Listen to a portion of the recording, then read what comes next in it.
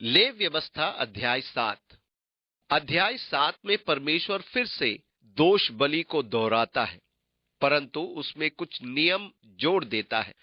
पद 11 में परमेश्वर मेल बलि के बारे में बताता है, वो उसे धन्यवाद के लिए चढ़ाए। लेव व्यवस्था 7:12। ये संगति होती थी, परंतु ये परमेश्वर को धन्यवाद की संगति होती थी। जो उठाई जाने वाले भेंट होती थी, उठाई जाने वाले भेंट को वे परमेश्वर की ओर ऊपर उठाते थे, और हिलाई जाने वाले भेंट को वे परमेश्वर के सन्मुख आगे पीछे हिलाते थे। हम उठाई जाने वाली और हिलाई जाने वाली भेंटों के बारे में भी पढ़ते हैं। अध्याय 7 में मेल बलि की आवश्यकताएं आदि दी गई है। लेव व्यवस्था अध्याय 8 में परमेश्वर ने विभिन्न बलियों और उनकी विधियों के बारे में व्यवस्था दी है। वे कैसे चढ़ाई जाए, कौन उन्हें चढ़ाए, किस भाग को लोग खा सकते हैं, कौन सा भाग जलाया जाए, कहां जलाया जाए, और कौन सा साल कौन से याजकों के दल की सेवा का होगा आदि। परमेश्वर ने इन बलियों की पूरी व्यवस्था दी है। फिर यहोवा ने मूसा से कहा, तू हारून और उसके पुत्रों के वस्त्रों और अभिषेक के तेल और पाप बलि के बछड़े और दोनों मेढ़ों और अख़मीरी रोटी की टोकरी को मिलाप वाले तंबू के द्वार पर ले आ, और वहीं सारी मंडली को इकट्ठा कर। यहोवा की इस आज्ञा के अनुसार मूसा ने किया, और मंडली मिलाप वाले तंबू के द्वार पर इकट्ठी हुई। तब मूसा ने मंडली से कहा, जो काम करने की आज्ञा यहोवा ने दी है वो ये है। फिर मूसा ने हारून और उसके पुत्रों को समीप ले जाकर जल से नहलाया। लेव व्यवस्था 8:1-6 पद। ये बड़ी पीतल का हौज था जो मिलाप वाले तंबू के सामने बाहर बना था, और मूसा ने हारून और उसके पुत्रों को नहलाया और उनको अंगरखा पहनाया, और महायाजक के वस्त्र हारून को तथा याजक के अन्य वस्त्र हारून के पुत्रों को पहनाए। ये पहली बार हारून ने महायाजक का भव्य कटिबंध पहना और एपोद लगाकर उनके चापरस में उरिम और तुमिम रख दिए, और सिर पर पवित्र मुकुट जिस पर सोने पटरी थी और लिखा था, यहोवा के लिए पवित्र। इस प्रकार हारून पहली बार महायाजक के वस्त्रों में सुशोभित हुआ। तब मूसा ने अभिषेक का तेल लेकर निवास का और जो कुछ उसमें था उन सब का भी अभिषेक करके उन्हें पवित्र किया। लेव व्यवस्था 8:10। मंडप तैयार हो चुका था और उसे परमेश्वर के लिए पवित्र किया जाना था, अर्थात उसका समर्पण होना था। पवित्र किया, इसका अर्थ है विशेष कार्य के लिए अलग किया जाना। इस मंडप का एक ही उद्देश्य था, और वो था परमेश्वर की प्रजा के लिए एक स्थान हो जहां वे आकर परमेश्वर से भेंट करें। और उस तेल में से कुछ उसने वेदी पर 7 बार छिड़का, और कुल सामान समेत वेदी का और पाए समेत हौदी का अभिषेक करके उन्हें पवित्र किया। और उसने अभिषेक के तेल में से कुछ हारून के सिर पर डालकर उसका अभिषेक करके उसे पवित्र किया।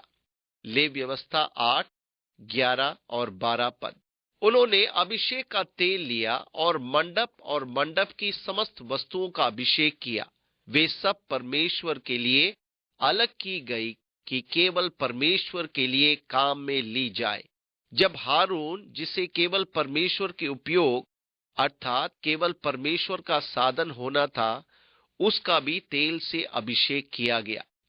फिर मूसा ने हारून के पुत्रों को समीप ले आकर अंगरखे पहनाकर फेटे बांध के उनके सिर पर टोपी रख दी, जिस प्रकार यहोवा ने मूसा को आज्ञा दी थी। तब वो पाप बलि के बछड़े को समीप ले गया। लेव व्यवस्था 8:13 और 14 पद। अब इन लोगों को याजक होने के लिए ठहराया जा रहा था। पहली आवश्यकता थी कि उनके पापों के लिए पाप बलि चढ़ाई जाए, क्योंकि वे भी दूसरों की तरफ पापी थे। इसलिए इससे पहले कि वे परमेश्वर की सेवा करें और लोगों के लिए परमेश्वर की प्रतिनिधि बने, उनके लिए पाप बलि चढ़ानी थी। प्रत्येक वर्ष जब याजक महापवित्र स्थान में लोगों के पापों के लिए पाप बलि चढ़ाने जाते थे, उन्हें अपने लिए भी पाप बलि चढ़ानी होती थी।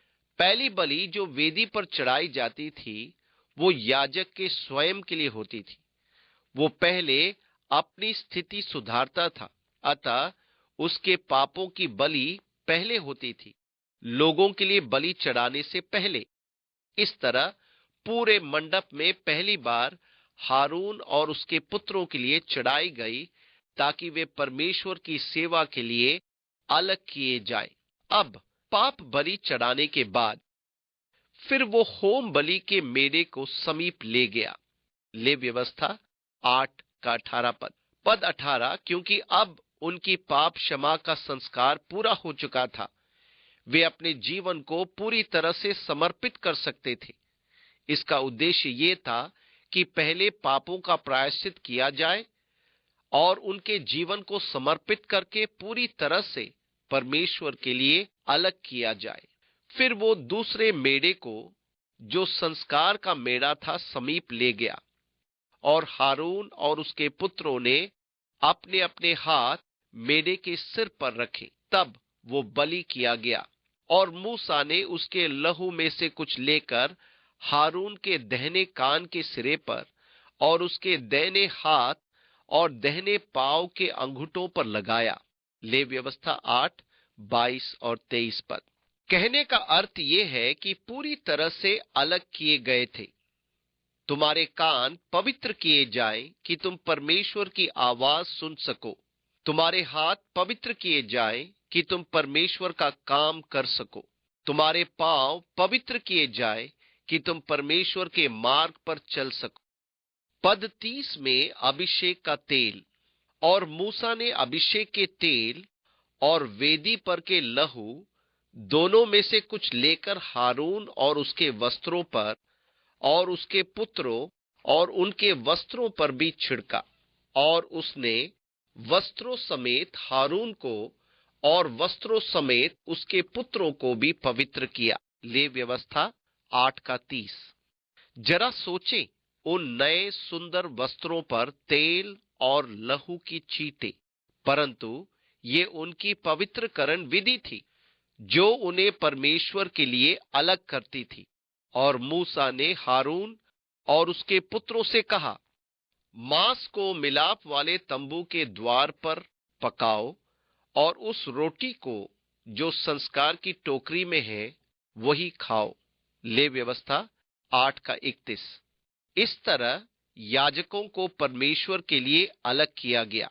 और जब तक तुम्हारे संस्कार के दिन पूरे न हो, तब तक अर्थात 7 दिन तक मिलाप वाले तंबू के द्वार के बाहर ना जाना, क्योंकि वो 7 दिन तक तुम्हारा संस्कार करता रहेगा।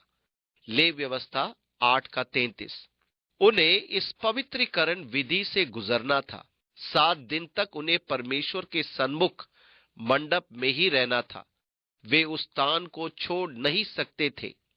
इसलिए तुम मिलाप वाले तंबू के द्वार पर 7 दिन तक दिन रात ठहरे रहना और यहोवा की आज्ञा को मानना, ताकि तुम मर न जाओ, क्योंकि ऐसी ही आज्ञा मुझे दी गई है। तब यहोवा की इन्हीं सब आज्ञाओं के अनुसार जो उसने मूसा के द्वारा दी थी, हारून और उसके पुत्रों ने उनका पालन किया। ले व्यवस्था 8, 35 और 36 पद।